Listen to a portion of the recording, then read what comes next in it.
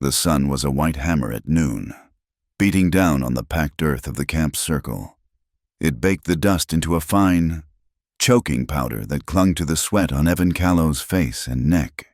His wrists burned. The hemp rope was coarse and tight, biting into his skin with every slight shift of his weight, binding him to a thick post of stripped cottonwood that offered no shade. A low, steady rhythm pulsed through the soles of his worn boots, the heartbeat of a single drum, patient and relentless. It was the only sound besides the whisper of the wind as it dragged curtains of grit across the flat. Evan's head throbbed in time with the drum. He tried to swallow, but his mouth was as dry as the alkali plains stretching out beyond the lodges. Less than an hour ago, he had been sharing a canteen of water with old Gray Otter, laughing about the stubbornness of a mule he'd been asked to shoe. Now, Gray Otter stood in the circle of onlookers, his face a mask of stone, his eyes looking not at Evan, but through him, as if he were already a ghost. All the faces were like that, men he'd traded tobacco and leather with, women who had taught him the names of the desert plants, children he'd given peppermint sticks to. They were all there, silent and watchful, their expressions closed and hard. He had built a fragile bridge of trust over 2 years, a cord of handshakes, shared meals, and honest dealings. Now, he felt that bridge collapsing under his feet, plunging him into an abyss of confusion. He strained to understand the words being spoken in the low, guttural tongue of the people. The language was a complex tapestry he had only begun to learn. And now, with his mind reeling from shock and dehydration, he could only catch stray threads. But the same damning words surfaced again and again. Sharp as arrowheads: trespass, desecrate, stole. What had he trespassed? Where had he desecrated? What, in God's name, could they think he had stolen? He was a blacksmith and a mender of things, a man whose life was built on fixing what was broken, not breaking it further. He had always been meticulous about respecting their ways, never venturing into the painted canyons they called the talking places, never touching the small bundles of feathers and beads left as offerings by the whispering springs. The accusation made no sense. It was a phantom blow from a direction he couldn't see. He felt a rising tide of panic, the cold dread of a man caught in a snare he hadn't known was there. Suddenly, the silent wall of people broke. A figure burst through the line of solemn men, small but fierce, moving with a desperate energy that sent ripples through the crowd. It was Nayeli. The sun caught the strand of turquoise beads she always wore, a brilliant slash of blue against her dark skin and simple doe-skin dress. The beads had been her mother's. She'd told him once, a piece of the sky to hold when the world felt too heavy. They seemed to blaze with an inner light now. "Stop this!" she cried out, her voice clear and sharp in English, a language she spoke with a precision that often surprised him. The drum faltered for a single beat. She took another step toward the center, her eyes fixed on Evan, a universe of terror and resolve swirling in their dark depths. The crowd murmured, shifting uneasily. 2 men, younger and broader than the others, moved to intercept her, their faces stern.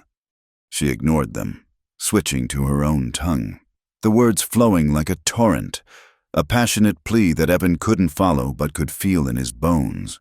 It was a protest, a denial, a demand for reason. The men put their hands on her arms, gently but firmly, trying to guide her back into the crowd. She shook them off, her body trembling with a righteous fury. She turned her gaze from Evan to the elders seated in the sliver of shade cast by the council lodge, then swept it across the entire silent assembly. She took a deep, shuddering breath, filling her lungs with the hot, dusty air. The world seemed to hold its own breath with her.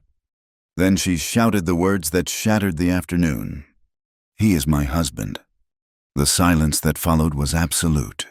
It was a physical thing, a heavy blanket that smothered the drum, the wind, even the hum of insects in the sparse grass. Every eye in the camp circle, which a moment before had been fixed on Evan with cold judgment, now snapped to Nayeli. Shock, disbelief, and a slow, dawning understanding moved like a shadow across their faces. Evan's heart hammered against his ribs, a frantic counterpoint to the dead quiet. It was out. The secret they had guarded so carefully for 8 months. A fragile, beautiful thing nurtured in stolen moments in a hidden cove by the creek was now laid bare under the merciless glare of the sun. Their bond, forged not by a preacher or a justice of the peace, but by vows whispered under a canopy of stars, was now an indictment. He saw the full weight of her sacrifice in that single, desperate act of love. She had just thrown herself onto the fire to stand beside him. From the shade of the council lodge, a man rose. He was not the oldest, nor the largest, but his presence commanded an immediate and profound respect. It was Tazi, Nayeli's uncle, her mother's brother. He moved with a deliberate, unhurried grace, his face calm, his eyes holding a deep, unsettling stillness. He walked into the center of the circle, his gaze sweeping over Evan, then Nayeli. And in that gaze, Evan saw no surprise. He saw something else, something that chilled him to the bone vindication. It was the look of a man who had not just witnessed a trap being sprung, but had patiently set it himself. Taji stopped and let the silence stretch, his authority filling the void. When he finally spoke, his voice was not loud, but it carried to every corner of the circle, each word chosen with the care of a hunter placing a killing shot. He spoke in his native tongue first, then translated into measured, formal English, ensuring Evan understood the full scope of his damnation. "This man," Taji began, his hand gesturing toward Evan, not with anger, but with a kind of sorrowful finality, "has trespassed on the high places. He has let his shadow fall where only the people may walk. He has defiled the hollow of the stones where we keep the memory keepers, the sacred pollen, the breath of our ancestors." He paused, letting the weight of the sacrilege sink in. He then turned his dark, piercing eyes toward his niece, and in his wake, he has poisoned the spirit of one of our own. He has filled her ears with outside words until she forgets the songs of her mother. He has turned her heart away from her duty, away from the traditions that have kept us strong. The 2 young men who had tried to stop Nayeli now stepped forward, flanking her. They did not touch her, but their presence was a cage. One of them, a cousin named Kenai, spoke, his voice tight with a mixture of anger and regret. "She cannot speak for us. Her heart is divided. She has lost her way and cannot be trusted to see the truth." The words were a calculated strike, designed to isolate her, to turn her love into a mark of compromised loyalty. A murmur of agreement rippled through a portion of the crowd. The seed of division had been expertly planted. Nayeli stood her ground, her chin high, but Evan could see the tremor in her hands. She was now a defendant alongside him. Evan's mind, numb with shock, began to race, desperately searching for a foothold of logic in the nightmare, the accusation desecrating a holy place. He scanned his memory of the morning, of the entire day before. He had risen at dawn. As always, he had spent the entire morning and early afternoon in town, a good 2-hour ride away.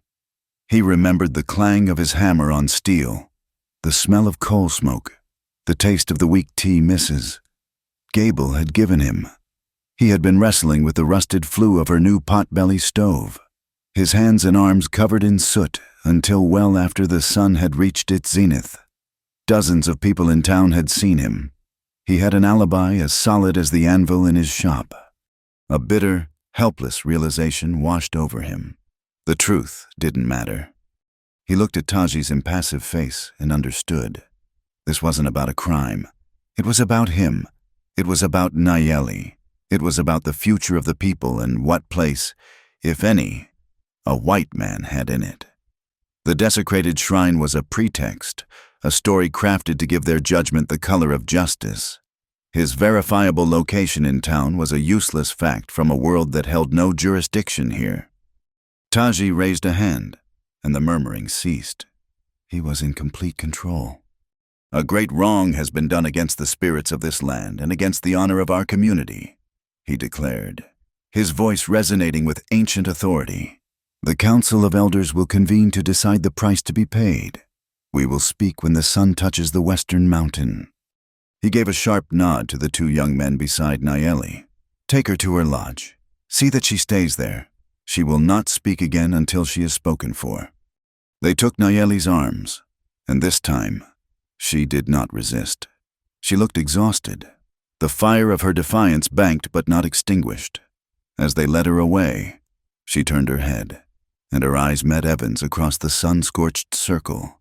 There was no apology in her look, no regret. There was only a promise, a silent vow that this was not over. Then she was gone, disappearing behind the hide flap of her lodge. Evan was alone again in the center of the circle, the enemy made plain, the accusation laid bare, the secret of his heart turned into a weapon against them both. The sun began its slow descent toward the jagged peaks of the western range, casting long shadows that crept across the ground like fingers on a clock. The countdown had begun. The oppressive silence that followed Nayeli's removal was a vacuum, and Taji filled it effortlessly. He remained in the center of the circle, a figure of absolute composure, and began to speak again. He used both languages, his voice a calm and resonant instrument, weaving a narrative that was both a lament and a judgment. He spoke of betrayal, not as a simple act, but as a sickness of the soul that begins when one forgets the ways of their ancestors. He described the sanctity of the high places, painting a picture of a spiritual violation so profound that the very stones would weep.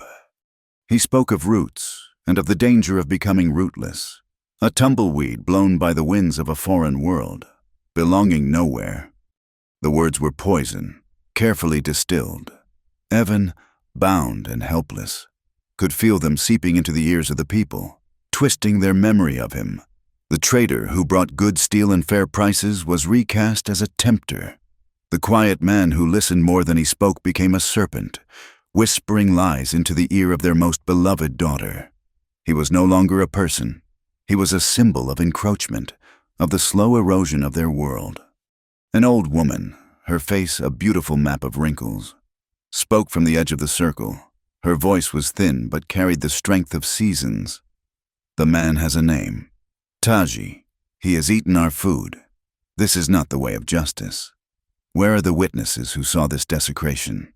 Taji did not flinch from the challenge. He turned to her with an expression of deep respect that did not quite reach his eyes. "Esteemed grandmother," he said, his voice softening with feigned sorrow, "the witnesses have spoken to the council. Their hearts are too heavy with what they saw to speak of it in the open sun. It is a shame that must be handled with care." He then raised his arm and pointed a long, steady finger toward the western mountains, now beginning to glow with the first touch of late afternoon light. "Our justice does not come from the words of men alone. It comes from the land. The ancestors who sleep in those mountains are the true witnesses. They feel the wound. They demand that we make it right." It was a masterful performance, deflecting the call for evidence by invoking the unanswerable authority of the spirits. The old woman fell silent, though her eyes remained troubled. The moment of potential dissent was smothered.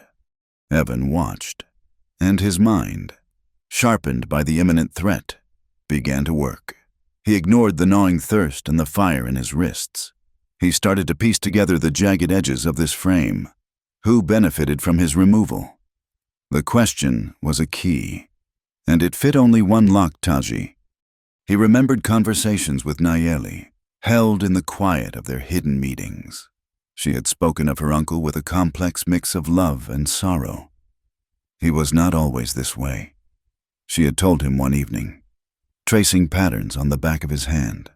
"Before my cousin, his son, was taken by the coughing sickness from the fort. My uncle was the first to argue for trade.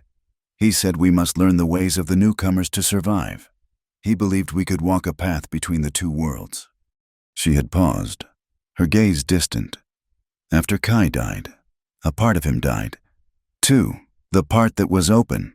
He began to see every new thing, every new face, as a threat that brought sickness and loss. He sees you, Evan, And I think he sees the man who gave his son the blanket from the fort trader. Not you, but the world you come from. The world that took his boy. Taji had been the most vocal opponent to the extended trading agreement that Evan had helped negotiate. An agreement that brought better prices for the people's woven blankets and pottery in exchange for tools and salt. It was an agreement Nayeli had championed, using her command of English and her understanding of both cultures to build a bridge that Taji clearly wanted to burn. Removing Evan wouldn't just be an act of personal vengeance. It would be a political blow, a way to sever the ties Nayeli had worked so hard to forge. It would consolidate his own power, reaffirming the old, isolationist ways he had come to embrace. The pieces clicked into place, the secret witnesses, the closed council, the vague but spiritually potent accusation it was all a carefully constructed lie, a story told in the shadows, where no one could question the storyteller. The atmosphere in the camp had changed. The initial shock had hardened into a somber, anxious watchfulness. Women called their children, who had been staring at Evan with wide, curious eyes, back to the lodges. Their game ceased. The men no longer stood in a tight circle but had broken into smaller groups, speaking in low tones, their glances flicking toward Evan and then away. He felt like a storm cloud that had settled over the community, a source of dangerous lightning that everyone was afraid to approach. The sun continued its journey downward.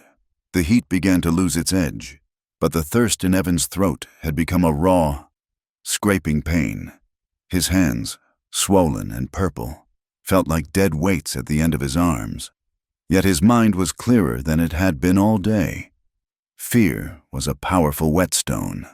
He could see the architecture of the conspiracy now, and while the sight of it was terrifying, it was better than the blind panic he had felt before. He was not the victim of a misunderstanding. He was the target of a deliberate, calculated attack. As the shadows lengthened, a slight figure detached itself from the side of a lodge and moved with a studied casualness toward the center of the camp. It was a young man, barely more than a boy, with the same dark, thoughtful eyes as Nayeli. It was Mika, her cousin, Taji's son. He did not look at Evan at first. He walked past the post, his eyes on the ground, as if searching for a lost bead. Then, in the shadow of the post, shielded from the direct view of the main lodges, he stopped. He knelt, pretending to tie the thong of his moccasin. His back was to his father's lodge. "Did you?" he whispered, his voice so low Evan could barely hear it over the blood pounding in his own ears. "Did you really marry her in your way?" The question was not an accusation. It was born of a deep, wrenching confusion. Evan met the boy's gaze. He saw the loyalty to his father warring with a flicker of something else, a doubt, a conscience. Lying now would be pointless. The truth was all he had left. "I did," Evan said, his own voice a dry rasp. "I gave her my word before God and the mountains, and she gave me hers." He thought of how to explain it, how to convey a truth that Taji had so expertly twisted. He didn't speak of love, a word that felt too small and too large for this moment. He spoke of her. We talked for hours, about her people's stories, about my world. She reads, she reads books I bring her. She wants to understand everything. She is brave, Mika, and she sees the world with clear eyes. She is the most honest person I have ever known. He wasn't trying to defend himself. He was defending her, and the truth of what they had built together. Mika's head was bowed, his fingers fumbling with the leather thong. The silence stretched. Evan could see the struggle etched in the tight line of the boy's shoulders. He was his father's son, raised in his shadow, taught his beliefs, but he was also Nayeli's cousin, a boy who had grown up listening to her stories, protected by her fierce affection. Finally, Mika looked up, his young face pale with fear and decision. He leaned closer, the words a frantic, desperate whisper. "This was planned. I heard my father speaking with Kenai and the others. They have been planning this for 3 days." 3 days? The word struck Evan like a physical blow, a timeline, a point of origin, A solid fact in a sea of lies. The desecration, the trespass, it was all a fiction invented 3 days ago, long before he rode to town to fix a stove. His fate was being decided. His guilt had been determined before any crime had even been imagined. Mika stood up abruptly, his feigned task complete. He gave Evan one last, fleeting look, a look of apology and fear, and then walked quickly away, melting back into the shadows of the lodges, leaving Evan alone with the terrible gift of his knowledge. The sun finally touched the top of the western mountain, and the sky began to bleed into shades of orange and purple. The drum, which had been silent, started again, a new rhythm this time, deeper and more formal. It was the call for the council to announce its judgment. The time was up. Inside the lodge, the air was warm and smelled of dried willow, smoked hide, and the faint, sweet scent of the herbs Nayeli kept bundled in the corner. The world outside was reduced to a muffled drumbeat and the shifting patterns of light that filtered through the translucent skins of the dwelling. 2 young men, cousins she had played with as a child, stood guard at the entrance, their faces impassive, their duty a heavy cloak upon their shoulders. They had placed a skin of water and a small bowl of dried berries just inside the flap, a gesture of custom that felt like an insult. They would not let her starve, but they would keep her caged. Nayeli sat on a pile of soft furs, her back straight, her hands resting in her lap. She would not cry. Tears were a luxury, a release for a pain that was already settled. Crying would soften her, and she needed to be hard as river stone. She had seen what was in her uncle's eyes. It was not justice. It was the cold, patient satisfaction of a hunter who had finally cornered his prey. This was not about a desecrated shrine. This was about Evan, about the bridge she had tried to build to his world. A bridge Taji now intended to burn, with Evan tied to its foundations. She pressed her fingers against the rough texture of a woven mat, forcing her mind to go still, to push past the terror that threatened to swallow her. Panic was a sandstorm. It blinded you and choked you and left you lost. She needed a path. And then, from the quiet depths of her memory, her father's voice emerged. She saw him as he was years ago, before the sickness had thinned his face and stolen his breath. They were sitting by the creek, and he was carving a small horse from a piece of cottonwood bark. His hands, though large and calloused, moved with a delicate precision. He was the keeper of stories, the one who remembered the laws not just as rules, but as maps to guide the people. The law is not a cage, little bird, he had told her, his eyes on his work. Some men, like your uncle, see it as a wall to keep the world out, but it is meant to be a path. A path must sometimes bend around a boulder or climb a steep hill. It is not always straight. She had asked him what happened if the path became blocked by a man who was stronger than the law. He had set down his carving and looked at her, his gaze serious. Power is a strong current. It can wash away a weak path. But our ancestors were wise. They knew that men could be mistaken, or that their hearts could be clouded by grief or ambition. So they left us a way, a hard way, but a true one. They left the right of challenge. He explained it to her then. It was an ancient, seldom used precedent, a law that sat sleeping, waiting for a moment of great crisis. It was a right that could be invoked by any member of the people who believed a grave injustice was about to be committed, an injustice that would stain the honor of the tribe itself. It was not a trial for the accused, but a test for the accuser and, in a way, for the one who issued the challenge. It put the very soul of the matter on public display. It consisted of a series of trials, tasks designed to prove one's character, one's understanding of their ways, and one's profound respect for the land that sustained them. It is a dangerous thing, her father had warned, his voice low. To invoke it is to question the wisdom of the council, to stand against the current. It has not been used in my lifetime, or my father's. But it has never been set aside. It is there, a tool for a desperate time, to be used not to save one person, but to save our honor. Nayeli opened her eyes. The lodge was the same, the drumbeat was the same, but the world had shifted. A path had appeared, a hard path, just as her father had said. A path that led directly into a confrontation with Tazi. But it was a path. She rose to her feet, her movements fluid and deliberate. She walked to the entrance of the lodge. The two guards shifted, their hands moving instinctively to the knives at their belts. "I must speak with the elders," she said, her voice calm and steady. One of the guards, a young man named Hinto, shook his head. "Taji's orders. You are to stay here. You are not to speak." "Taji's orders are for the woman he believes is compromised," Nayeli replied, her tone sharp as flint.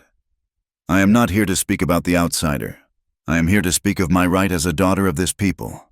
I am here to speak of the old laws, the laws of our grandfathers." The guards exchanged a nervous glance. They were young, caught between the authority of a powerful war leader and the undeniable weight of the traditions they had been raised to revere. Her words had struck a chord of uncertainty in them. "Tell the elder Chaitin that I must speak with him," she pressed, naming a man who had been her father's closest friend. A respected voice on the council known for his quiet wisdom and deep memory. "Tell him Nayeli, daughter of Ahriman, calls on him to witness her claim. If you deny me this, you are not just guarding a prisoner. You are helping to bury a law that was meant to protect us all." Hinto hesitated, then gave a curt nod to the other guard and slipped away into the fading light. Minutes stretched into an eternity.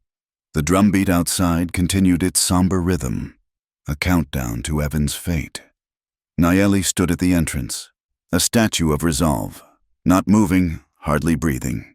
Finally, a figure emerged from the dusky light. It was Chaitin.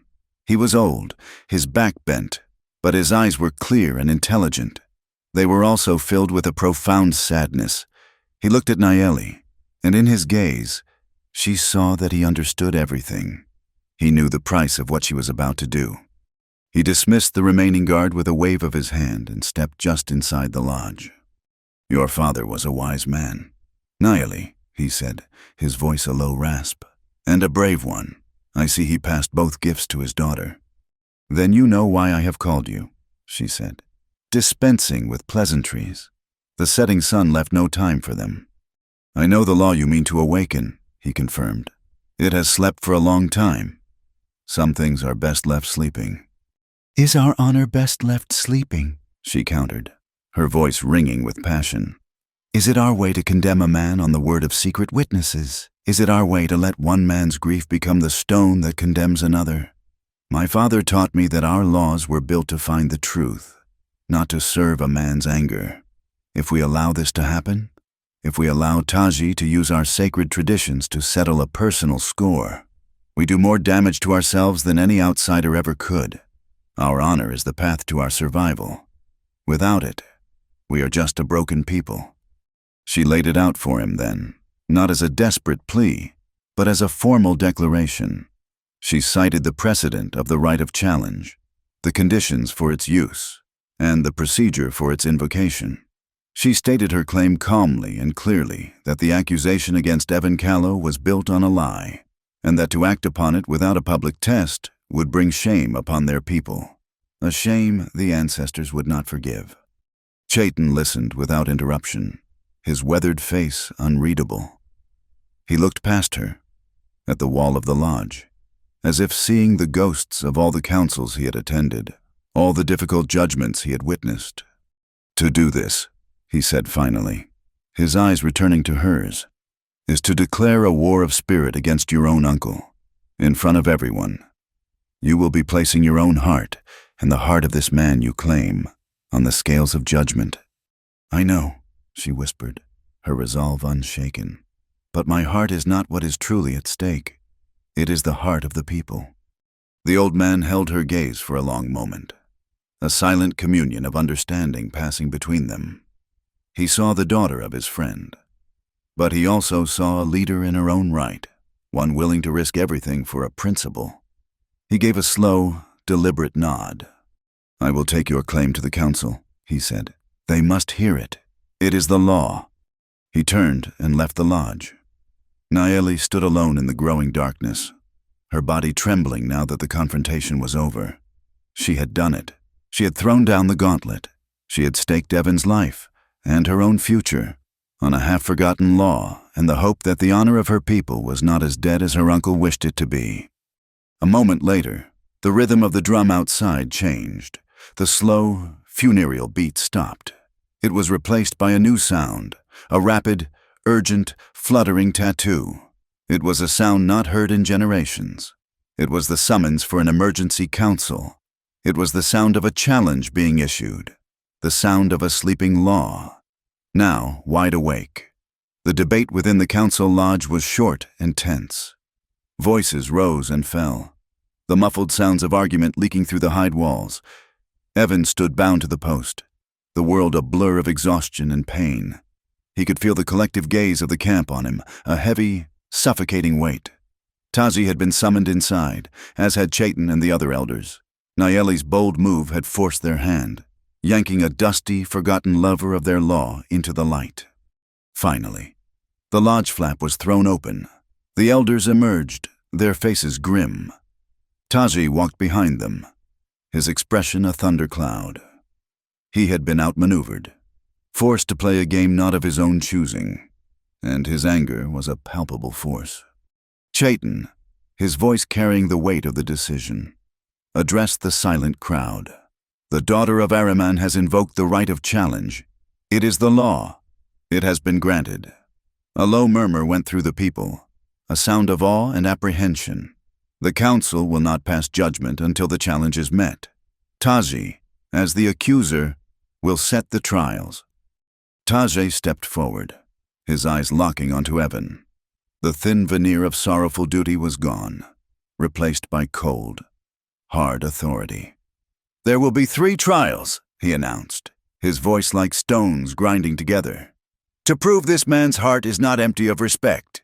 To prove he has not walked among us with blind eyes." He gestured to Kenai, one of the young men who had first restrained Nayeli. "The first trial begins now. The sun is falling, before it sleeps behind the mountain. He must walk the boundary path and show he understands what he sees. He will find 3 markers, 3 sacred places known to every child of the people, and he must speak their meaning. Kenai and Hinto will walk with him. They will be his ears, but not his mouth. They will listen and report. If he fails to find the markers, or if his words are empty, the challenge ends." He gave a sharp nod. Another man stepped forward with a knife and sawed through the coarse hemp ropes binding Evan's wrists. The release was an agony of its own. Blood, hot and tingling with 1,000 needles, rushed back into his numb, swollen hands. He staggered, his legs unsteady, and nearly fell. Someone pushed a dipper of water into his hands. He drank, the cool liquid a shock to his parched throat, spilling down his chin and onto his dusty shirt. It was the first act of mercy he had received in hours, and it felt like a resurrection. As he straightened up, Nayeli's voice cut through the air. She had been brought from her lodge and stood beside Chaitin, not as a prisoner, but as the issuer of the challenge. Her face was pale, but her voice was strong. "By the right of the challenge," she said, addressing the elders, "I ask permission to state the rules to the challenged, so there is no confusion. I will not guide him. I will not give him answers. I will only remind him of the law that governs the trial." Chaitin nodded. "It is fair. Speak." Nayeli's eyes found Evan's, and for a fleeting second, the entire camp disappeared.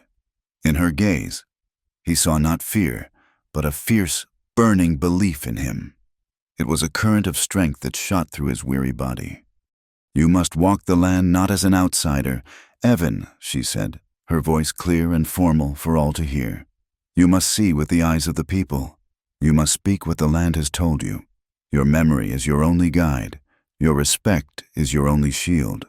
You have until the sun touches the mountain. Go." It was a message and a prayer, all disguised as a set of rules. Your memory is your only guide. He heard her real voice beneath the words, the memory of her voice from their countless hours together, walking these same paths. She had been his teacher. Now, he had to prove he had been a worthy student. Kenai and Hinto took their positions on either side of him, their faces like stone, their hands resting on their knives. They were his guards, his judges. Evan took a deep breath, filling his lungs with the evening air, and turned toward the well-worn path that led away from the camp and into the broken, beautiful country that was their home.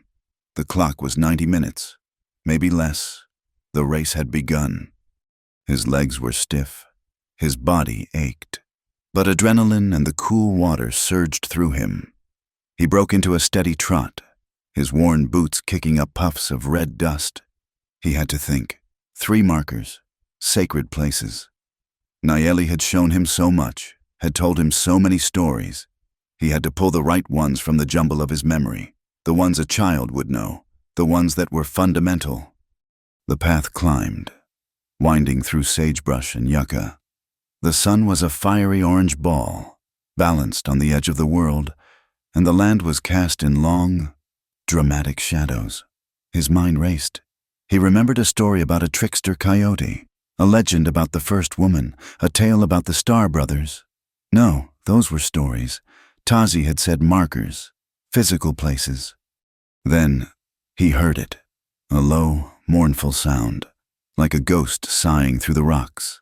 The wind was picking up as the evening air cooled, and it was being funneled through a narrow fissure in a tall sandstone formation ahead.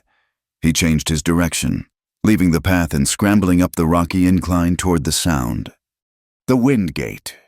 He reached the narrow passage, the wind rushing past him with a steady, musical hum. He turned to his 2 silent escorts. They stood a few feet away, their eyes watching him, waiting. "This is the first marker," Evan said, his voice still hoarse. "The wind gate." He had to show he understood not just what it was, but what it meant. When the wind sings from the east through this rock, it speaks of the coming winter. It is a warning to prepare, to mend the lodges and store the food. When it sings from the west, as it does now, it speaks of the spring to come, of new grass and the return of the herds. It is a clock for the seasons.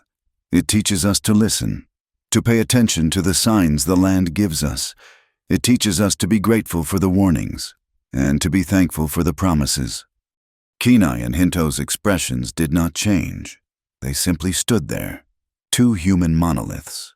There was no nod of approval, no sign of contempt. Evan's heart sank a little. Had his words been enough, were they the right ones? There was no time to second guess. He turned and plunged back down the incline, scanning the landscape. The second marker, water, life. He remembered Nayeli taking him to a place after a long, dry spell, a place of hope. He changed his direction again, heading toward a cluster of massive, weathered boulders that sat like sleeping giants on the plain. He had to climb, his hands raw, his muscles screaming in protest. He hauled himself over the final ledge and onto a flat, sun-baked expanse of rock. And there it was. A shallow, smooth basin in the stone, no bigger than a washtub, filled nearly to the brim with clear, still water. The sky bowl. "This is the second marker," he said, breathing heavily from the climb. He crouched beside the pool of water, looking at the reflection of the deepening orange sky. The sky bowl. It catches the rain when it falls, and the rock holds it. It never goes dry, even when the creeks run low and the land is thirsty. There is water here. He dipped his fingers in the cool water. "Nayeli told me the animals know this. The deer, the bighorn sheep, even the birds. They come here to drink. It teaches us that the sky is generous, but we must respect its gifts. We do not hunt here. We do not foul the water. This is a place of truce, a place of life given freely. To take from this place would be to tell the sky we are not worthy of its gifts. It teaches us to respect the sources of life, especially when they are scarce." He looked up at his escorts, who had followed him up the rock. Their faces were shadows against the brilliant sunset.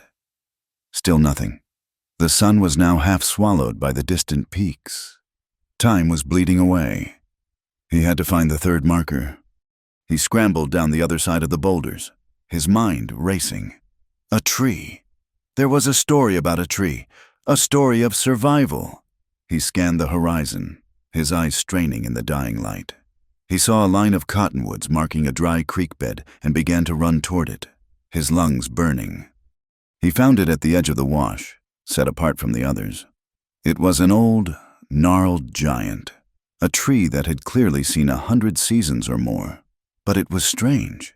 Halfway up its massive trunk, the tree had been shattered, the victim of a lightning strike or a terrible wind long ago. The top was gone, but from the wound, not one, but 2 new trunks had grown, reaching for the sky, their leaves rustling in the evening breeze. The risen tree. Evan stopped before it, catching his breath, a wave of emotion washing over him. This story, he remembered this one most of all. The third marker, he gasped, placing a hand on the rough, scarred bark. The risen tree. It was broken. It should have died, but it did not. From its deepest wound, it found the strength to live again. Not as it was before, but as something new, something stronger. He traced the line where the 2 new trunks emerged from the old. This tree teaches us that we can survive our deepest hurts. It teaches us that a wound does not have to be the end of the story. It can be the beginning of a new one. It is a symbol of resilience, of the strength of the people to endure, to break and to grow again. He fell silent. He had given them what he had, the stories Nayeli had shared with him, not as lessons, but as gifts. Now he had offered them back as proof of his heart. He looked at Hinto and Kenai. For the first time, he saw a flicker of something in their eyes. A shared glance passed between them, too quick to read. The sun was a sliver of molten gold on the mountain's rim. His time was up. But a sudden, desperate thought seized him. Was it enough 3 markers? What if his words were not quite right? What if Tazi claimed his understanding was shallow? He needed to show them more. One last thing. Without a word, he turned and began to run again, pushing his exhausted body to its limit. He ran along the base of the foothills, toward a place Nayeli had called the Story Wall. He reached it just as the last brilliant edge of the sun disappeared, plunging the world into the deep purple of twilight. It was a high, sheer cliff face, but its surface was not uniform stone. It was striped with horizontal layers of colored earth, deep red, pale yellow, dark brown, even a thin band of gray-green. He stood before it, his chest heaving, and turned to the 2 men who had followed him. "You asked for 3 markers, but I give you a 4th, he said, his voice ringing with a conviction born of desperation. This is the wall of colors. Each line tells a story of time, a story of floods and droughts, of seasons of plenty and seasons of want. This wall was here before the first of the people came to this land. It will be here long after we are all gone." He pointed to the layers. "It teaches us that our lives are only one line in a very long story. It teaches humility. It reminds us that we are only borrowing this land from the past and from the future." He finished, his words hanging in the still, cool air. He had nothing left to give. He had emptied his memory, his heart. Kenai took a single step forward. He looked at the mountain, now a black silhouette against a sky glowing with the embers of the dead day. Then he looked at Evan. For the first time, he spoke. "The sun is gone," he said, his voice flat and unreadable. "The trial is over." They turned and began the walk back to the camp, Evan stumbling between them. He didn't know if he had passed or failed. He only knew he had done all he could. As the campfires came into view, he saw the circle of people waiting, silent. He saw Taji standing near the fire, his arms crossed, his face a mask of shadow. But as they drew closer, and Kenai stepped forward to speak to the elders, Evan saw his uncle's face in the flickering firelight, and on it, for the first time that day, was a look of dark, profound rage. He had passed. The camp settled into a tense, watchful quiet. The main cooking fires had been allowed to die down, leaving only the central fire in the council circle, its flames now low and hypnotic. It cast a flickering, uncertain light on the faces of the three elders who sat on the ground, forming a human barrier between Evan and Nayeli. They were Chaitin and two other respected old men, their presence a silent, unbreachable wall, ensuring that no word, no gesture, no whisper of encouragement could pass between the two lovers. Evan's ropes had been loosened. He was no longer bound to the post, but was instead tethered by a longer rope to a heavy stone, allowing him to sit, to shift, to feel the blood return to his limbs. It was a small mercy, but it did little to ease the tension that coiled in his gut. Across the fire, Nayeli sat with a quiet dignity, her back straight, her hands folded in her lap. She was a picture of calm, but Evan knew the fierce heart that beat beneath her serene exterior. He could feel its rhythm across the space that separated them. Taji stood in the semi-darkness just beyond the fire's glow, his silhouette a commanding presence. After a long, drawn-out silence, he spoke, his voice cutting through the night air, devoid of all warmth. The first trial tested his eyes. Taji announced to the elders, but his words were meant for everyone. The second trial, at the first light of dawn, will test his mind and his spirit. He stepped closer, letting the firelight catch the hard lines of his face. There will be a public questioning. The elders will ask of our history, our laws, and the unwritten bonds between the people and this land. He will answer before all. There will be no prompting. There will be no hints hidden in the phrasing. The questions will be plain. The answers must come from a place of true knowing. A man who has learned our ways as a child learns a song, and not as a thief learns the combination to a lock, will know the answers.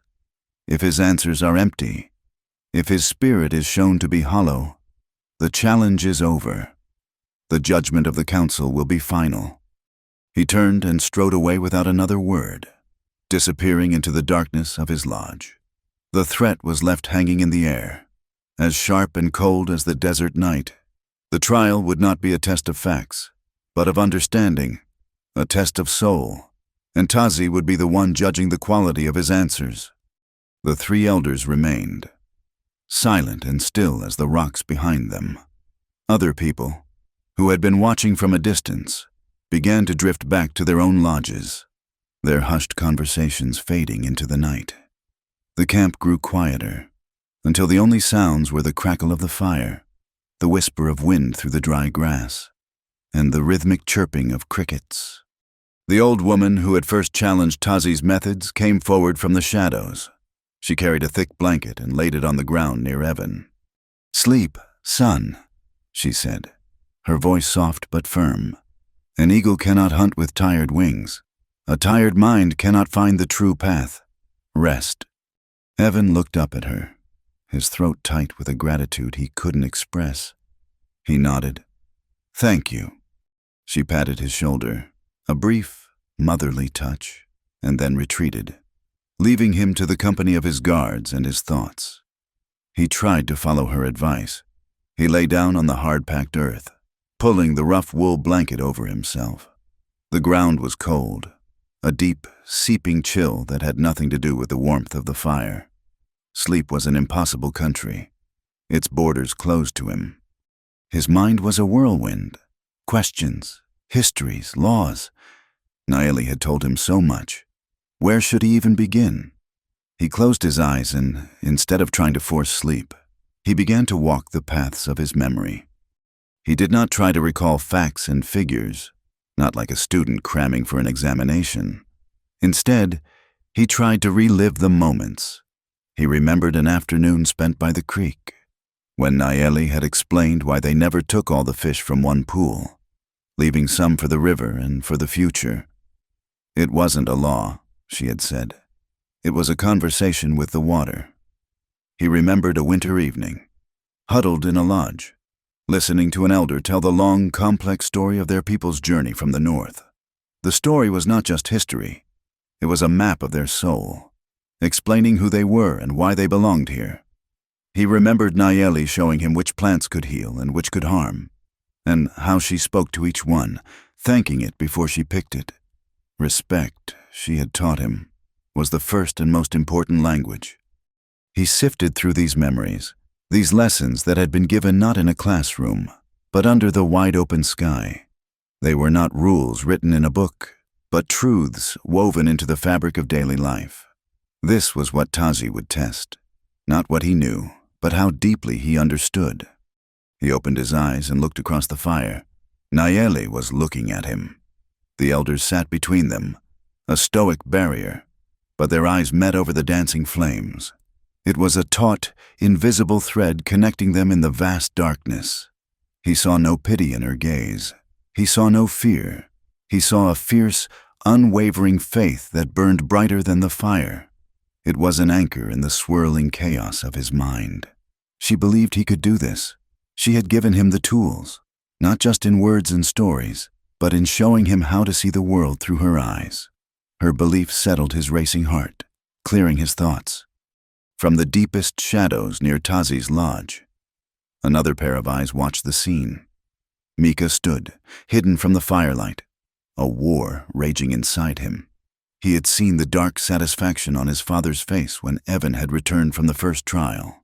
It was not the look of a man relieved that a sacred test had been passed, but the look of a hunter annoyed that his prey had escaped the first trap.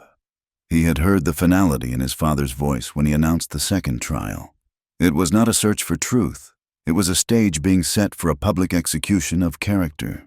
The law of a son's duty to his father, a law as old as the mountains, was warring with the truth he now carried, a truth as sharp and heavy as a stone in his gut.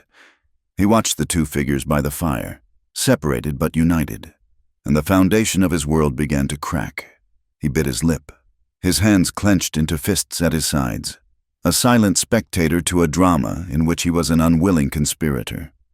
The night deepened. The air grew colder. The vast, star-dusted canopy of the desert sky wheeled slowly overhead. Far out on the plains, the lonely, shrill cry of a coyote echoed, a sound of wildness and solitude. The slow, patient rhythm of the land took over, and Evan felt his own frantic pulse begin to slow with it. The panic subsided, replaced by a strange, focused calm. He was an outsider. He would always be an outsider. He could not answer these questions with the blood memory of a man born to these traditions. He could not recite the stories with the cadence of an elder who had told them 1,000 times. He could only answer with the truth of what he had learned, what he had come to respect, and what he had come to love. He reached down, and his fingers closed around the coarse rope that still tethered him. It was a symbol of his captivity, but it was also a connection to this place, to this moment. It was real. He held it tight and made a silent promise to himself and to the woman watching him from across the fire. He would not try to be one of them. He would be himself, a man who had been taught to listen. He would listen to the questions not just with his ears, but with his heart. He would answer with the honesty she had shown him. That was the only path. The fire burned down to a bed of glowing coals. The three elders sat like sleeping watchmen, one by one. The brightest stars began to fade from the sky. The eastern horizon was no longer black but a deep, bruised purple, the first hint of the coming day. A new chill, the cold before the dawn, settled over the camp. Evan let go of the rope. He pushed the blanket aside and sat up. Facing the east, the world was holding its breath, waiting for the sun. He took a long, slow breath, and the trial began. The pale silver light of pre-dawn crept over the eastern plains, chasing the long shadows from the camp circle. The air was thin and sharp, carrying the scent of dust and cold stone. People emerged from their lodges, wrapping themselves in blankets against the chill, their faces somber. They formed a wide, silent circle around the central fire pit, where the coals had been rekindled into a small, clean flame. This was not a trial of action, but of words, and the entire community had gathered to bear witness. Evan stood in the center, near the fire. He was no longer tethered. His wrists were raw and bruised, but his hands were free. Across from him, the council of elders sat, with Tazi standing just behind them, his arms crossed, his face an unreadable mask of authority. Nayeli was seated with the other women, her expression calm, her hands still. She was a silent observer, her fate tied to every word he was about to speak. Chaitan, the old man who had been her father's friend, acted as the voice of the council. He let the silence settle, allowing the weight of the moment to press down on everyone. When he spoke, his voice was not loud, but it carried the dry rustle of ancient leaves. "Evan Callow," he began, his eyes deep-set and penetrating, "you have shown us that your eyes have seen the land. Now, you must show us that your heart has understood its voice. The questions will be asked. You will answer." He paused, then posed the first question, his gaze steady. "In the driest months, when the deer are weak and come to the last shrinking waterhole to drink, why do our hunters not wait for them there? The hunt would be easy, and the bellies of our children are empty." The question was practical, a test of hunting ethics, but Evan knew the answer was not about practicality. He thought of Nayeli's words, of the balance between need and honor. "Because hunger that is fed by dishonor will never satisfy," Evan answered, his voice rough from thirst and disuse. "To kill an animal at its last place of refuge is to kill the spirit of the hunt itself. It is an act of desperation, not strength. A true hunter respects the struggle between himself and the deer. To take it without honor is to admit that your own spirit is weaker than your hunger. It is better to go hungry for another day than to carry the shame of an easy kill that diminishes you both." A few of the older men in the circle nodded slowly, their eyes thoughtful. It was the correct answer, but spoken with a directness they had not expected from an outsider. Chaitan held up a hand for the next question, this one from another elder. "There are stories, the old and deep stories, that are told only in the winter when the snow is on the ground. Why not in the summer, when the nights are long and warm for listening?" Evan remembered the long, dark nights of the previous winter, the scent of wood smoke thick in the air, the world outside silenced by a blanket of snow. He remembered the cadence of the storytellers, their voices weaving magic in the flickering firelight. "Because in summer, the earth is working, and so are the people." Evan said, "The mind is on the corn, the hunt, the tasks of the day." The ears hear the words, but the heart is distracted. In winter, the earth rests. The people are still. The world is quiet. It is a time for listening, a time when a story is not just a tale to pass the time, but a seed. In the quiet of winter, the seed of a story can fall into a person's heart and have time to grow. Words spoken in winter have deeper roots. The answer pleased the woman who had given him the blanket. She smiled faintly, a brief flicker of approval in the cold morning light. Tazi's expression, however, remained unchanged, a block of granite. The questioning continued, the sun now a brilliant sliver on the horizon, bathing the scene in a stark, horizontal light. Chaitan posed the third question himself, and this one was sharper, more personal. "You have walked between two worlds, the world of your birth and the world of the people. What does it mean to do this?" Evan's gaze flickered to Nayeli. This question was not just about him. It was about her, about the path she had chosen. His answer had to honor her struggle as much as his own. "It means," Evan began slowly, choosing his words with care, "that you understand there is more than one way to see the sun rise. You learn the languages, the customs, the beliefs of two different peoples, but it also means you are never fully home. In the town, your hands are stained with the dust of the camp. In the camp, your heart still hears the church bells from the town. It means you see the good and the bad in both sides, and you carry the weight of that knowledge. To walk between two worlds is to be a bridge, and a bridge belongs to neither side, and is walked upon by both. It is a lonely place to stand." His words hung in the silent air. He had spoken a truth that many in the younger generation were beginning to feel themselves, a truth that resonated with the deep anxieties of their changing world. The fourth question came from an elder known for his strict adherence to tradition. When we take a young boy to the teaching stones for the first time, why do we instruct him to leave an offering of pollen or a clear stone? Evan thought of the value of knowledge, the price of wisdom, because no knowledge is free. He said simply, "The teaching stones hold the wisdom of generations. That wisdom was paid for by the lives and the hardships of the ancestors. The offering is not for the stone. It is a sign of respect. It is a promise. It is the boy's way of saying, I understand that this knowledge has value, and I am grateful to those who paid the price for it before me." It teaches him that wisdom is a gift that must be honored, not just taken. The final question was posed by Chaitin again, and it was the most difficult, touching upon the deepest levels of their spiritual world, the salt licks, where the animals go to take their medicine from the earth. The hunting there is forbidden. Tell us the reason for this law. Evan met the old man's eyes. This was the core of it all, the heart of their worldview. "You do not ambush a man when he is in his church," Evan said. Using an analogy from his own world, the salt lick is a holy place for the animals. It is where they go to heal themselves, to find what their bodies need. It is their medicine ground.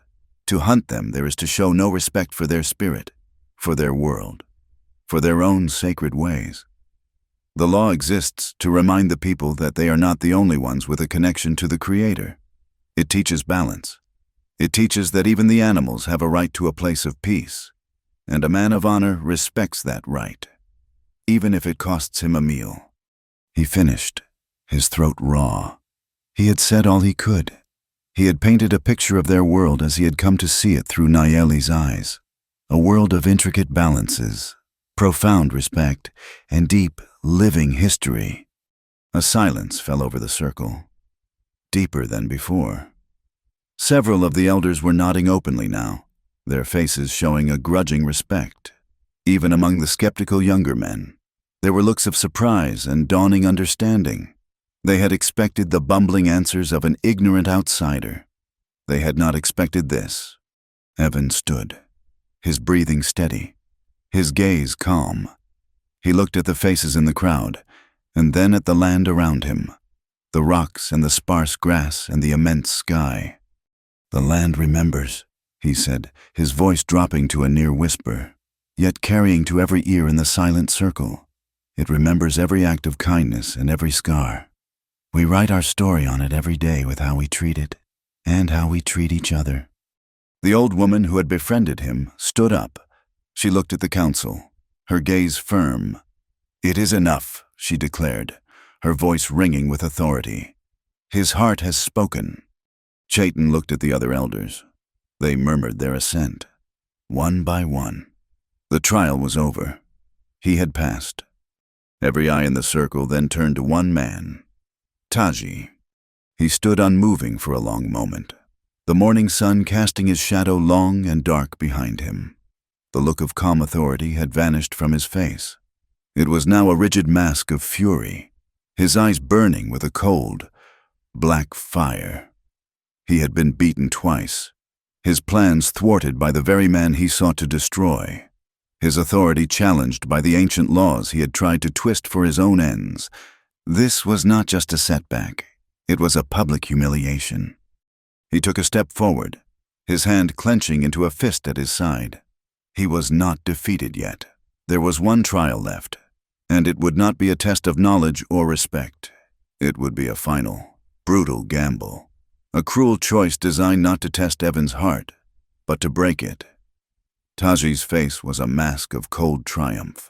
The rage of his defeat had been forged into something far more dangerous, a weapon of cruel, unimpeachable logic.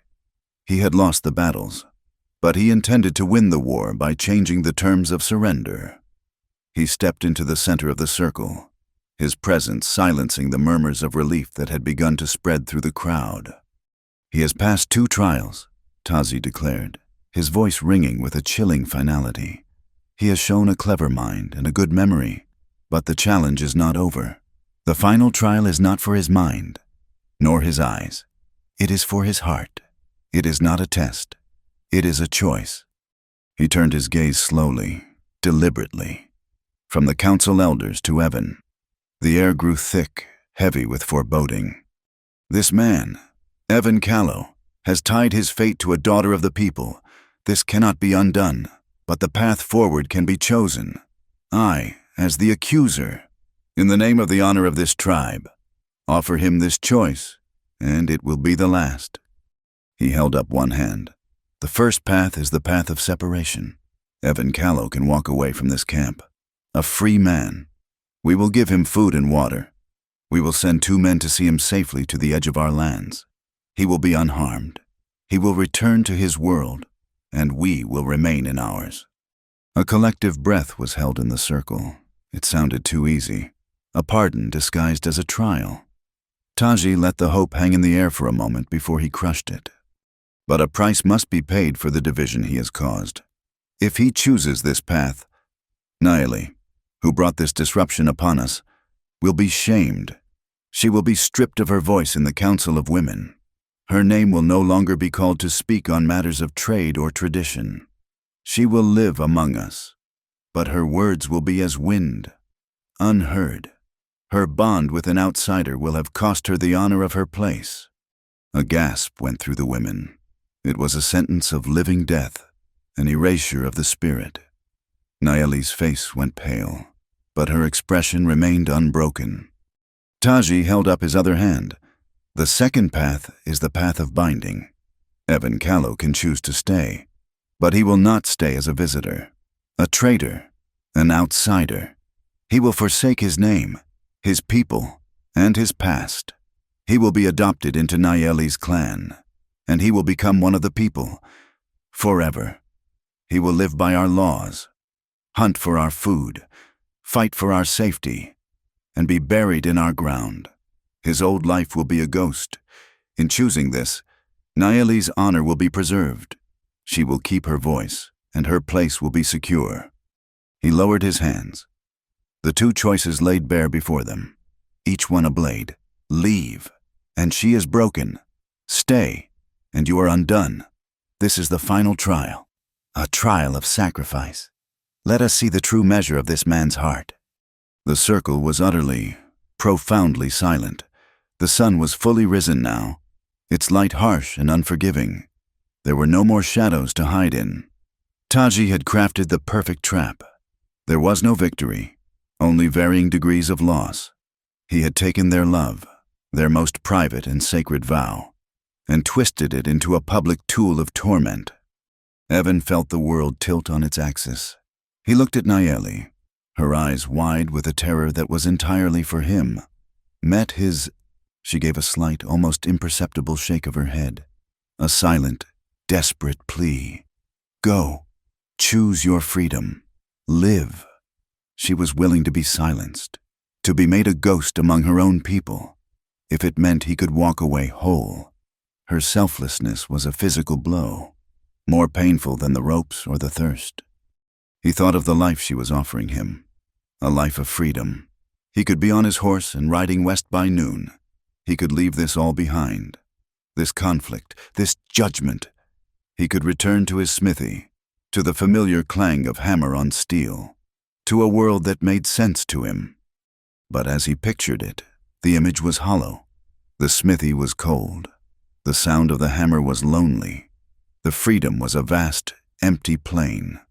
He remembered the night they had made their vows, not in a church, but in a shallow cave behind a curtain of falling water, a place she called the heart of the creek. He had given her his word, a promise to honor and protect her. She had taught him her language, not just the words, but the way of seeing the world that came with them. She had remade his world. To leave her now would be to tear out the part of himself that had finally learned to see in color. Freedom without her was not freedom. It was just a longer rope. He looked away from Nayeli, at the faces of the elders, at the silent crowd, and finally, his eyes settled on Taji. He let out a long, slow breath. "I will stay," he said. The words were quiet, not a shout of defiance, but a statement of fact, as simple and solid as a stone. They dropped into the silence and sent ripples through the entire assembly. Across the circle, Nayeli closed her eyes, a single tear tracing a path through the dust on her cheek. It was not a tear of sorrow, but of a devastating, heartbreaking love. A change went through the crowd, in the eyes of some of the women, and even a few of the older men. A new light appeared. It was a look of profound respect, a softening of the hard lines of judgment. They had witnessed a true sacrifice, but in the eyes of others, particularly the younger men loyal to Taji, a different look took hold, a tightening of the jaw, a flicker of fear. A white man was to be made one of them. The precedent was dangerous. The world was changing too fast. Chayton, his face etched with the gravity of the moment, rose slowly to his feet. Evan's choice, made under the laws of the challenge, was binding. "The choice is made," the old man declared, his voice resonating with ancient authority. "The third trial is complete. His heart has been measured. Let the ritual of binding be prepared." Two of the elders moved to a ceremonial chest, their movements slow and deliberate. The tension in the circle began to ease, replaced by a sense of grim, inevitable ceremony. The matter was settled. The drama was over. But it was not. A new voice, thin and trembling, cut through the air. "Stop!" Every head turned. From the edge of the circle, a figure stepped forward, stumbling slightly, as if his legs could barely carry him. It was Mika, Taji's son. His face was ashen, his eyes wide with a mixture of terror and resolve. He walked into the center of the circle, placing himself between the elders and Evan. Taji's face contorted with rage. "Go back to the lodge, boy," he hissed. "This is not your place." Mika shook his head, his whole body trembling, but his voice grew stronger. "It is my place. It is the place of a man who can no longer carry the weight of a lie." He looked at the council, at Chayton. "The witnesses," Mika said, his voice cracking but clear. "Kenai, Hintu, the ones who said they saw Evan Callow at the high place. They lied." A violent shockwave went through the crowd. A roar of whispers, of disbelief, of outrage. Kenai and Hinto, standing in the circle, looked at the ground, their faces frozen in guilt. Mika pressed on, the words tumbling out of him in a desperate, unstoppable torrent. "I heard them planning it. My father, he told them what to say. He told them the story to tell. He came to me. He wanted me to be the fourth witness. He tried to make me lie, too." The air shattered. The whispers exploded into a chaotic din of voices. Faces that had been somber were now alight with shock and fury. The entire foundation of the trial, the accusation, the carefully constructed drama, it all collapsed in an instant. The accusation was not just false. It had been a deliberate, calculated deception, orchestrated by the very man who had so righteously demanded justice. And the proof had come from the mouth of his own son. The chaos that erupted was not loud and violent, but a deep, seismic shock that ran through the crowd, shaking the very foundations of their world. Mika's words, raw and unadorned, were a boulder dropped into a still pond, and the ripples spread instantly. Taji took a menacing step toward his son, his face a terrible mask of fury. "This is not the time for a boy's frightened fantasies," he snarled, his voice a low, dangerous growl. "You will be silent." It was a command, an order from a father and a war leader, an attempt to use the weight of his authority to crush the truth before it could take root. But Mika stood his ground. The terror was still in his eyes, but it was now overlaid with a new, fragile strength. He looked past his father, to the elders, to the faces of his people. "It is the only time," he replied, his voice gaining a sliver of steel. "Before an innocent man is condemned, before a lie becomes our law." The crowd was a living thing, a single, multi-voiced entity murmuring in confusion and dawning horror. All eyes swiveled from the defiant boy to the two young men he had named Kenai and Hinto. They stood frozen, the focus of 100 accusatory stares, their guilt a visible aura around them. "Kenai," the one who had first spoken against Nayeli, could not bear the weight of the silence. His head dropped, his chin touching his chest in a gesture of profound shame. He took a hesitant, shuffling step forward, not looking at Taji, but at the old, disappointed face of Chaitan. "He speaks the truth," Kenai mumbled, his voice thick with a confession that seemed to choke him. "Taji, he came to us. He reminded me of the debt I owed him, for the horse he gave my family after the hard winter. He said this man was a poison, and that for the good of the people, he had to be cut out. He told us the story to tell. He said it was our duty." His voice broke. I was afraid of his anger, and ashamed of my debt. So I spoke the lie he gave me. The confession landed like a second blow. The murmuring of the crowd began to swell, changing in tone from confusion to a low, angry growl. Hintu, seeing his accomplice break, quickly followed. His words a rushed, panicked admission. "We did not go to the high place. We were mending nets by the creek. It was all a lie. All of it." The truth was out, not as a trickle, but as a flood, washing away the entire edifice of Taji's authority in a matter of seconds. The Council of Elders reacted with swift, decisive purpose. Chaitan and the other two rose, separating the key figures. One elder pulled Mika aside, speaking to him in low, gentle tones. Another confronted the two false witnesses, his face a mask of cold disappointment, beginning a sharp, rapid-fire interrogation. The tide of public opinion, which Taji had so expertly manipulated, now turned on him with the force of a flash flood. The faces that had looked at Evan with suspicion and contempt were now fixed on Taji with a burning, righteous anger. In the midst of the chaos, Nayeli moved. The social order that had held her in place, the unwritten rules of the council, the guards at her side, they all melted away, suddenly irrelevant. She walked, then ran, breaking through the now disorganized circle of onlookers. She didn't stop until she reached Evan, her momentum carrying her into his arms. She wrapped her arms around his neck, burying her face in his shoulder, her body shuddering with the release of a whole day's terror. Evan held her tight, his own exhaustion and pain forgotten, replaced by the overwhelming, grounding reality of her in his arms. It was a breach of a dozen protocols, an interruption of a council in crisis, but it was also the most honest thing that had happened all day. It was the truth around which all the lies had been spinning. For a long moment, they were an island of stillness in the swirling storm of recrimination and revelation. Then, a voice, cold and clear as winter ice, cut through the din. It was the old woman, the one who had given Evan the blanket. She had risen to her feet and was walking slowly, deliberately, toward Taji. She stopped before him, and though she was a head shorter, she seemed to look down upon him, her eyes filled with a powerful, sorrowful wrath. "You have abused the law," she said, her voice quiet but carrying to every corner of the circle. "You have used our sacred ways as a shield for your own pride, and as a weapon for your own grief.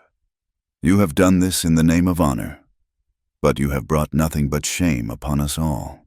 She pointed a thin, trembling finger at him. "You have divided our people, setting cousin against cousin, turning a son against his own father. That is your first crime. You have dishonored the memory of your son, Kai, by using his loss as an excuse to nurture hatred in your heart, when he was a boy who loved to laugh. That is your second crime. You have threatened the integrity of this council and the very soul of our people by trying to make a lie our truth. And that," she finished, her voice dropping to a near whisper of contempt, "is a crime the ancestors will not forgive." Her judgment, delivered with the unassailable authority of a clan mother, was the final blow. It was the verdict of the community's conscience. Chaitan left the witnesses and stepped forward, his face a mask of grim duty. The council had reached its consensus without a word needing to be spoken. The truth was plain for all to see. "Taji," Chaitan said, his voice heavy, For your actions, your voice is now taken from the council. Your right to speak on matters of law and war is stripped from you. You will no longer lead the hunting parties. You will no longer sit in the circle of deciders." He paused, letting the weight of the sentence sink in. "You will not be cast out. To send you away would be to let you take your bitterness into the wilderness. You will remain among us. You will live with the silence you tried to impose on others. You will look into the faces of the people you lied to every day. And perhaps, in time, you will learn the true meaning of the honor you spoke of so freely." The sentence was both merciful and terrible, a public life reduced to a private shame. Chaitin then turned to Evan and Naeli, who had separated but still stood side by side, their hands clasped. "The accusation against you, Evan Callow, is declared void," he announced, his voice ringing with renewed authority. "It was born of a lie and has died in the light of truth. The trials of the challenge, which you met with courage and understanding, will not be forgotten. They will stand as a testament to your character. You have proven your heart is not empty."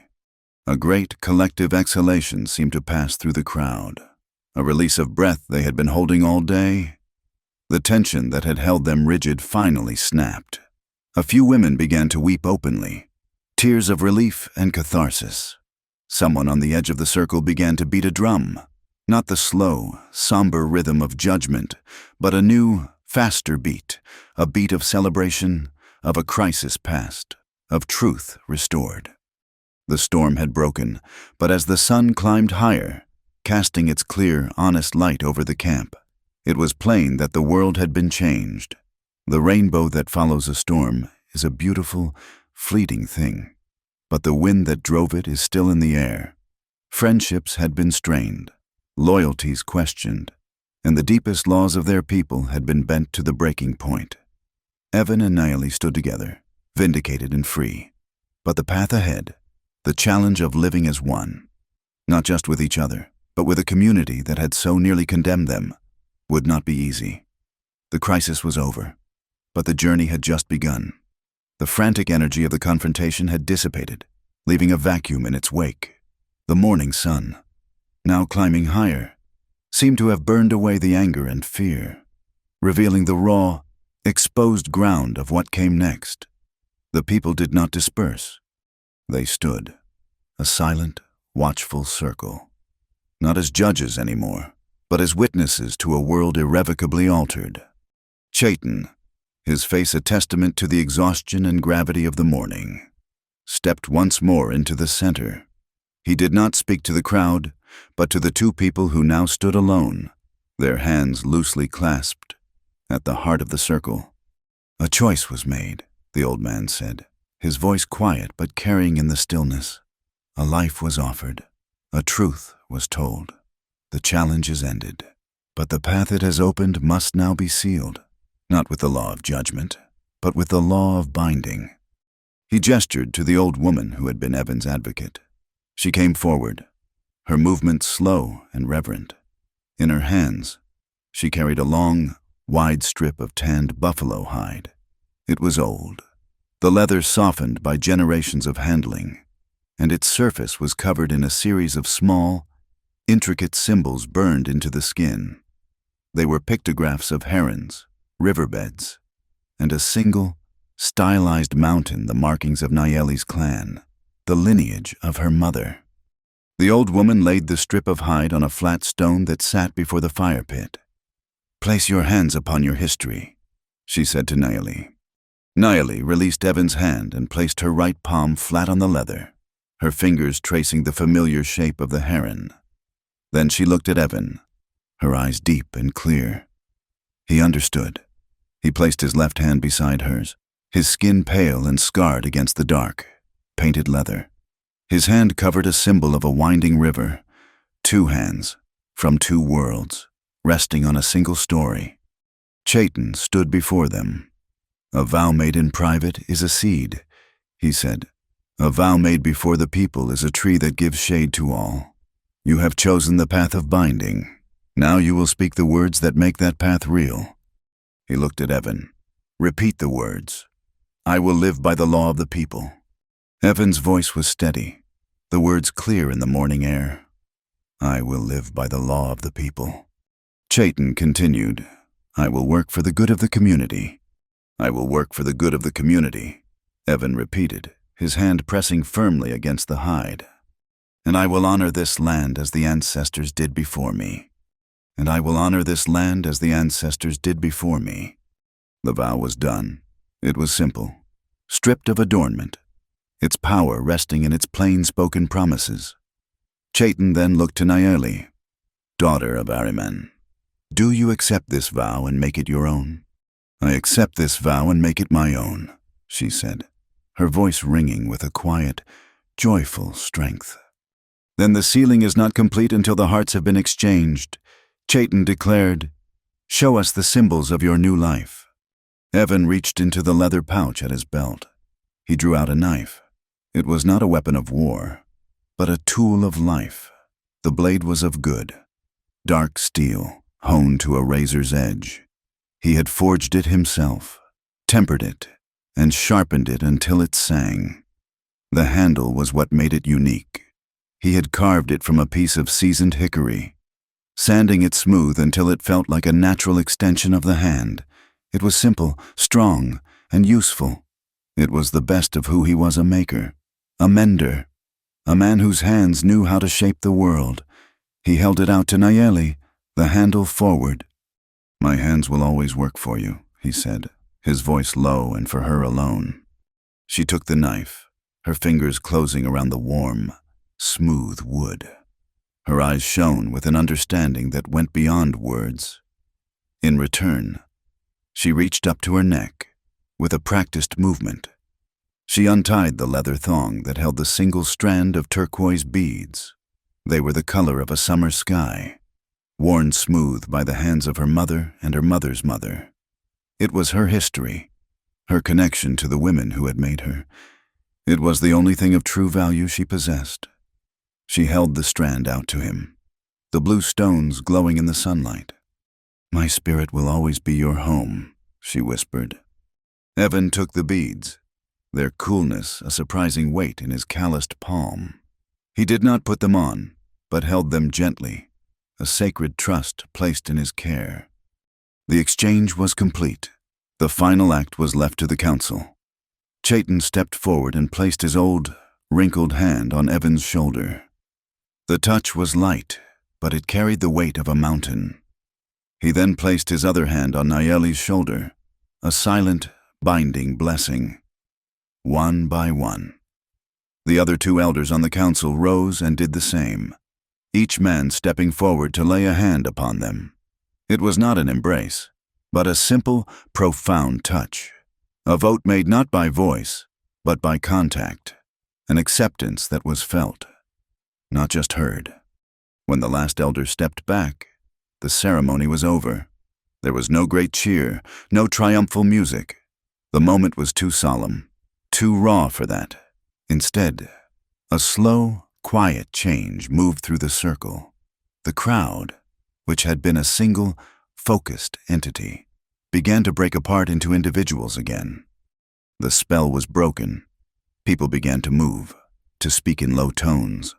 The women were the first to show their approval, their stern faces softening into small, shy smiles as they looked at Nayeli.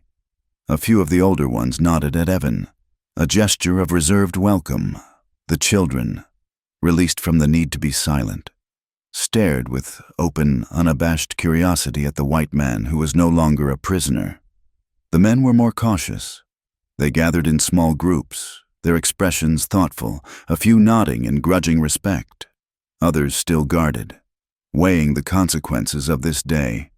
Acceptance, Evan knew, would not be a gift. It would have to be earned, day by day. As people began to drift back to the morning's duties, one figure detached himself from the crowd and approached them hesitantly. It was Mika.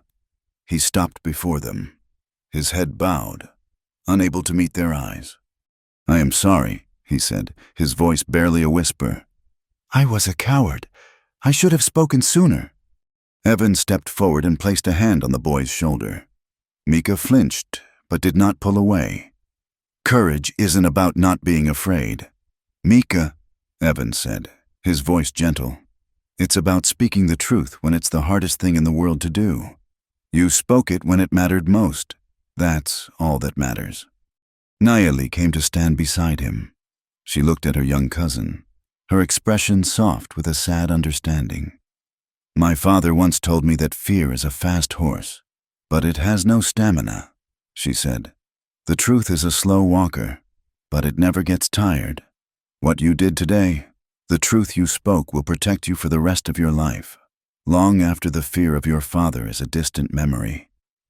Be proud of the man you chose to be this morning. Mika finally looked up, his eyes swimming with tears. He gave a single, grateful nod and then turned and walked quickly away, back toward the shadow of his father's lodge, a boy who had just taken his first painful step into manhood. Evan and Nayeli were left standing in the near-empty circle. They stood together, their hands finding each other's again, and looked out past the edge of the camp. The vast, open plain stretched to the horizon, the sky a clean, brilliant blue, like a new page waiting for a story to be written. He felt the weight of the beads in his hand and the heavier, more profound weight of the choice he had made. He had been offered freedom, the open-ended, untethered freedom he had always thought he valued. But standing here, his hand in hers, the silent promise of a life to be built together before them, he understood. True freedom wasn't the absence of bonds, it was the right to choose the ones that mattered. It was a meaningful, chosen, and cherished bondage. There was no sound of a victory drum, no triumphant song to mark the end of their trial. There was only the quiet hum of the morning, the distant laughter of a child, and the vast, challenging silence of the first day of the rest of their lives. The climax was over. The journey had just begun. The dawn that followed was not a celebration, but a quiet, profound beginning. The sun rose on a world that was the same, yet entirely different. Before the first rays of light had fully touched the camp, Evan was awake. His body ached from the ordeal. His wrists were a tapestry of raw abrasions and deep bruises, but a strange energy propelled him. He was no longer a guest, a prisoner, or a defendant. He was home, and a home required work. He rose from the furs in Nayeli's family lodge and stepped out into the cold, clean air. He saw the women beginning their daily trip to the creek and, without a word, he picked up 2 empty water skins. He followed them, his long strides awkward in the procession of practiced, graceful women. They glanced at him, their expressions a mixture of surprise and uncertainty, but none spoke. At the creek, he filled the skins, the weight of the water a solid, reassuring burden on his shoulders as he carried them back. It was his first act as one of them, a simple, unasked-for chore. His days fell into a new rhythm, a rhythm of learning. He learned that there were a dozen different ways to tie a knot, each with a specific purpose for securing a lodgepole or packing a horse.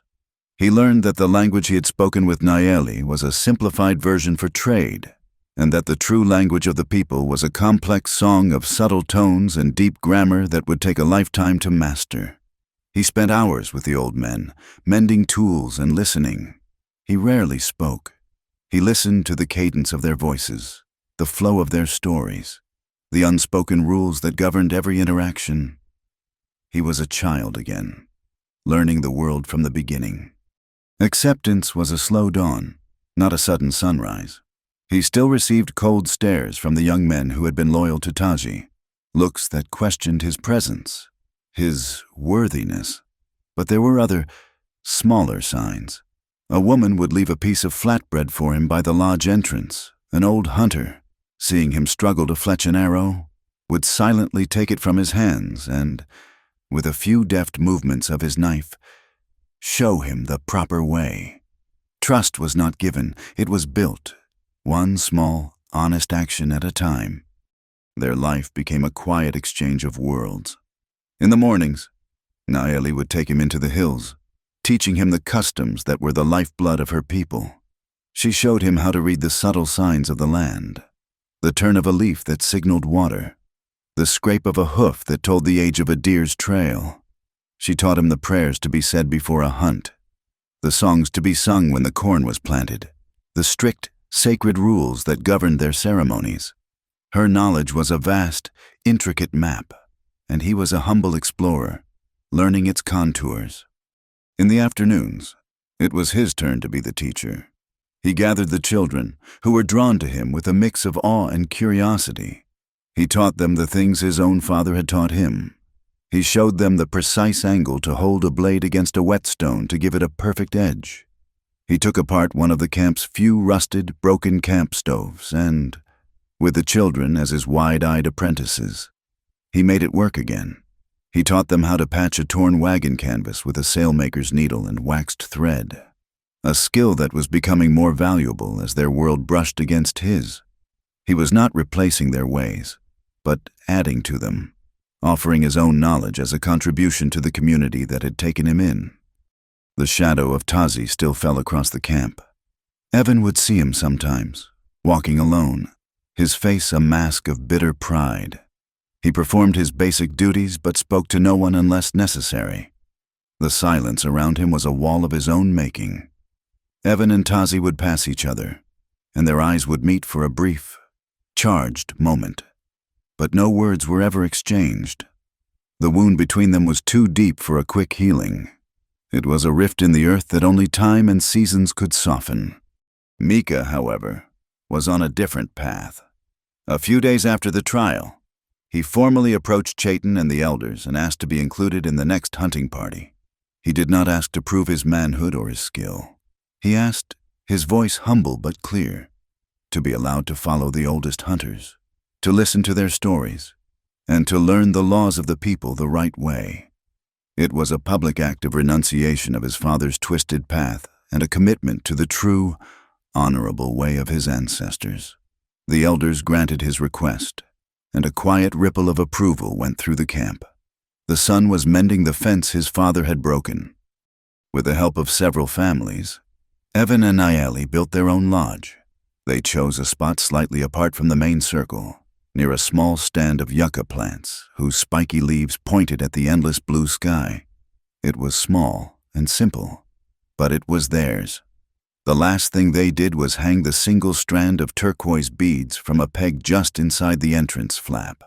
It was the first thing they saw when they entered and the last thing they saw when they left. A constant, silent reminder of the price of their love and the grace of their survival. As the days grew shorter and the nights colder, the time for the winter stories began. The whole camp would gather in the large council lodge, the air thick with the scent of wood smoke and roasting meat. The first time Evan had sat in this circle, he had been a curious outsider. The second time, he had been a prisoner on trial for his life. Now, he sat in the circle as a member of a family. With Nayeli's shoulder pressed against his, an elder began a story. His voice a low, rhythmic chant. Evan did not understand all the words, but he had finally learned the most important lesson. He did not need to. He just needed to listen. He sat in the warm, firelit darkness, and he let the stories of her people wash over him, content for the first time in his life to simply be, to listen, and to belong. True love, the kind that remakes the world, is a demanding thing. It asks for everything you have. It asks for your past, your future, your pride, your certainty. It demands that you tear down the walls you have built around your heart and walk, unprotected, into a new and unknown land. But in return, it gives you the one thing you never knew you were searching for, a place to finally come home. The scene closes on the vast, silent desert. The sky a spill of diamond dust stars against black velvet. The only sounds are the chirping of crickets and the whisper of a breeze through the yucca. The fire in the center of the camp has burned down to a bed of glowing red embers, a warm, sleeping heart in the center of the dark land. Pulsing with the quiet, steady rhythm of a promise kept, the climax is over. The journey has begun. Thank you so much for listening to our story. We'd love to know where in the world you're listening from. So please drop a comment below to say hello and share your thoughts. If you enjoyed this tale, please subscribe to our channel. Wild West Stories 1850, give this video a like, and consider supporting us further by hitting the hype button. It truly helps our stories be heard by more people.